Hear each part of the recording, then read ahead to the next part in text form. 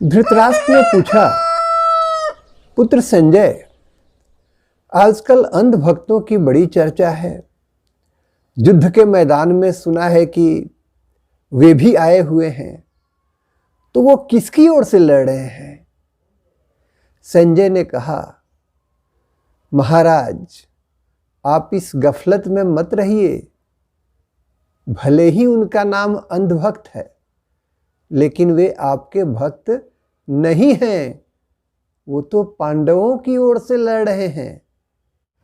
धृतराष्ट्र ने संजय से पूछा, हे पुत्र संजय, सोशल मीडिया पर युद्ध के मैदान में डटे हुए मेरे और पांडु के पुत्रों ने अब तक क्या किया, इसका आंखों देखा हाल बताओ। मैंने कहा, कौन सा युद्ध? मैंने यानी संजय ने। कौन सा युद्ध राजन? युद्ध तो बहुत सारे चल रहे हैं। इस्राएल और हमास का युद्ध चल रहा है। बहुजन और सर्वजन का युद्ध भी काफी पुराना हो गया। ये सनातन और सेक्युलर का भी युद्ध चल रहा है। तो गोदी मीडिया और लिब्रांडू का युद्ध भी काफी घमासान हो गया है। और इधर एक नया युद्ध भी शुरू हो गया है, हूर बनाम अप्सरा का। धृतराष्ट्र ने पूछा कि पुत्र, ये सारे युद्ध तो समझ में आते हैं, लेकिन ये हूर बनाम अप्सरा का क्या युद्ध है? मैंने कहा, राजन, इसके बारे में भी आपको मैं बताऊंगा। पहले जरा देखते हैं कि युद्ध की तैयारी कैसे दोनों तरफ के लोग कर रहे हैं। पुत्र संजय, बताओ कि लड़ाई के मैदान में अब तक सबसे ज्यादा कौन मरे हैं? मैंने कहा, राजन, सबसे ज्यादा मौत तो सच पूछिए तो इस युद्ध में सच्ची खबर की हुई है, गुड न्यूज की हुई है। सबसे बड़ी कैजुअलिटी उसी की है। धृतराष्ट्र थोड़ा हैरान हो गए। उन्होंने कहा, अच्छा पुत्र संजय, बहुत सारे चैनल जो हैं वो टीआरपी के चक्कर में सुनते हैं कि बहुत गलत न्यूज़ चला रहे हैं।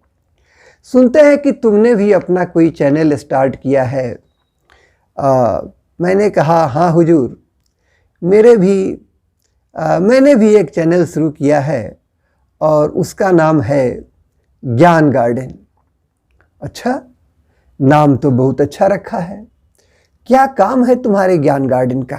क्या मोटो है?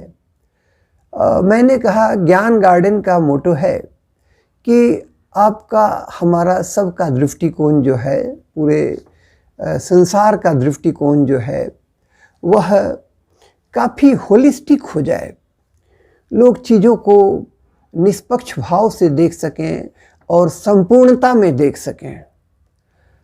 धृतराष्ट्र थोड़ा मुस्कुराए और बोले कि अच्छा, तो पुत्र संजय, आज तुम ज्ञान गार्डन के हवाले ही कुछ हमको न्यूज़ बताओ कि अभी युद्ध के मैदान में क्या क्या हो रहा है। मैंने कहा कि दोनों ओर से बहुत बड़े बड़े लोग हैं, बहुत बड़े बड़े न्यूज़ चैनल वाले हैं, बहुत बड़े बड़े सोशल मीडिया के लोग हैं।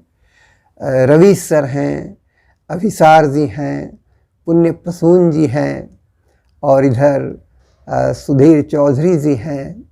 इस तरह से बहुत सारे लोग हैं। और देखा जाए तो पूरा युद्ध क्षेत्र तो अभी लगता है कि नीले झंडे से पटा हुआ है।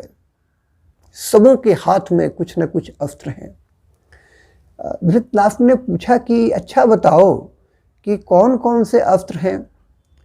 तो मैंने कहा कि अस्त्र के नाम पर तो सबों के हाथों में कुछ बुक्स हैं और कुछ धार्मिक ग्रंथ हैं, और पूरा युद्ध का मैदान वो नीले और भगवा रंग के झंडे से पटा हुआ है। और भी कई किस्म के झंडे दिखाई पड़ रहे हैं, कम ज़्यादा, जैसे आईसिस के भी झंडे कहीं कहीं दिख जा रहे हैं। अभी अभी तो खबर मिली है कि आपके सैनिकों ने खास करके कुछ भगवाधारियों से रामचरितमानस भी छीनकर जला दिया है। धृतराष्ट्र थोड़ा सोचकर उदास हो गए। अच्छा, एक चीज़ बताओ कि सुना है कि जातीय जनगणना भी हुआ है। हाँ राजन, जातीय जनगणना भी हुआ है और उसके बाद तो काफ़ी जोश आ गया है सैनिकों में, और यह भी लग रहा है जैसे किसी ने कुएं में भांग घोल दिया है। सब कोई कुछ न कुछ नारा लगा रहे हैं। कुछ लोग तो कह रहे हैं जिसकी जितनी संख्या भारी उसकी उतनी हिस्सेदारी। कुछ तो कह रहे हैं कि जो विदेशी हैं उनको भगा दिया जाए, आर्यों को भगा दिया जाए। तो हुजूर, आर्य तो ये देश हमारा है, हमारे बहुत सारे मीडिया वाले भी बाहर जाए हुए लुटेरे हो, पता नहीं अब की बार क्या ठगी नहीं कर पाओगे आर पार। अच्छा, तो जरा ये बताओ कि विस्तार से कि कौन कौन से अस्त्रों का प्रयोग हो रहा है। तो मैंने कहा कि युद्ध के मैदान में दोनों ओर के सैनिकों ने मोर्चा संभाल लिया है। सबों के हाथों में लेटेस्ट वर्जन है एंड्रॉयड मोबाइल का, और कोई फेसबुक चला रहा है, कोई यूट्यूब चला रहा है, कोई व्हाट्सएप चला रहा है, और इस तरह से काफ़ी घमासान मचा हुआ है। गाली गलौज और मारधार, लगता है कि एक तरफ घृणा करने वाले और दूसरे तरफ प्यार करने वाले, दोनों जो है बराबर डटे हुए हैं। घृणा करने वाले भी नहीं सुधर रहे हैं और प्यार करने वाले भी नहीं बिगड़ रहे हैं। दोनों अपने अपने मोर्चा पर डटे हुए हैं।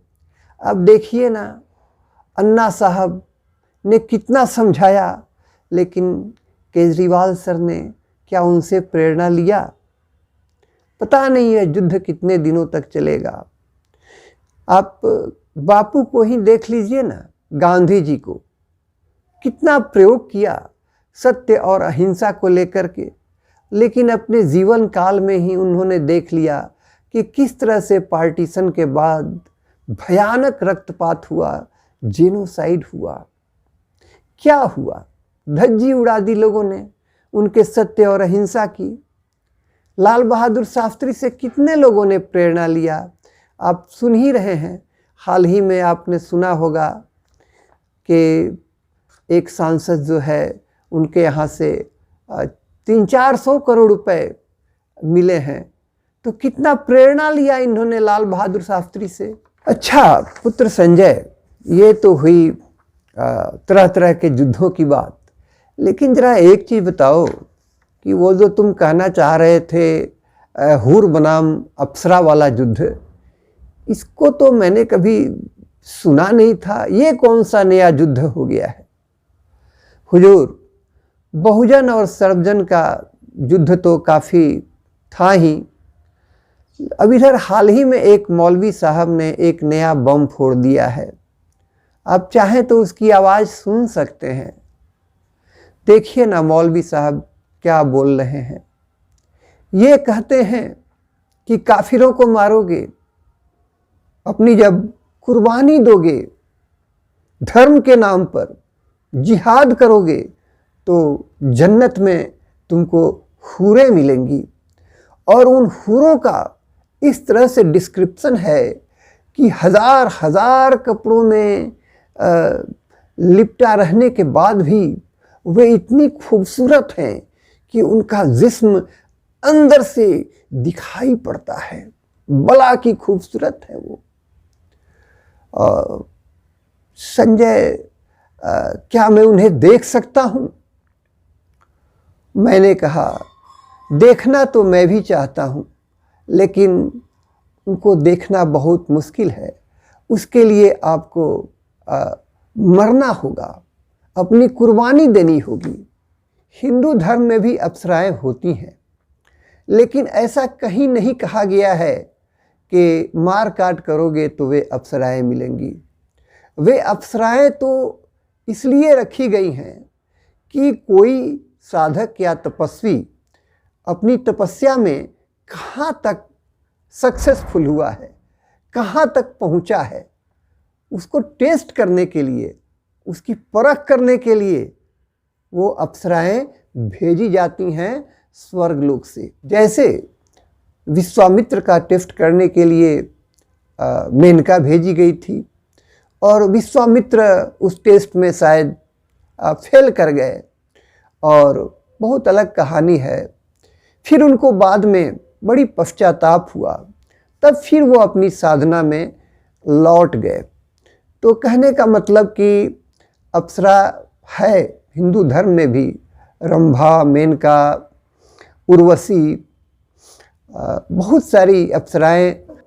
यह जो है ये सब इनको रिजर्व करके रखा हुआ है, ये इंद्र के दरबार में अपॉइंटेड हैं, ये सब लोगों के लिए नहीं है और इनको बस उसी पर्पस से भेजा जाता है, थोड़ा मनोरंजन के लिए और थोड़ा जो है बीच बीच में साधकों के तपस्या को भंग करने के लिए। इनका मार काट से कोई मतलब नहीं है। यहाँ तो कॉन्सेप्ट है कि हत्या करोगे तो फिर तुम नरक में जाओगे, ठीक है। तो कहने का मतलब है कि अप्सराओं की बात जो है साधारण आदमी को नहीं करनी चाहिए। अप्सराएं तो बॉलीवुड में भी होती हैं, लेकिन बॉलीवुड में भी उन अप्सराओं को अपना कवर होता है, सिक्योरिटी कवर। वे कॉमन मैन के पहुंच के बाहर हैं। और रही बात आपके हुरों की, तो एक शायर ने कहा है कि ऐसी जन्नत का क्या करे कोई जहाँ लाखों बरस की हुरें हों।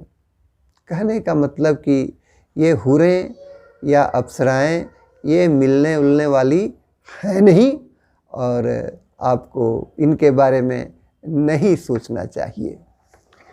धृतराष्ट्र ने कहा, पुत्र संजय, ये चैनल तो तूने अच्छा बनाया है, मेरी शुभकामना है कि तुम्हारा ये ज्ञान गार्डन चैनल काफ़ी फले फूले।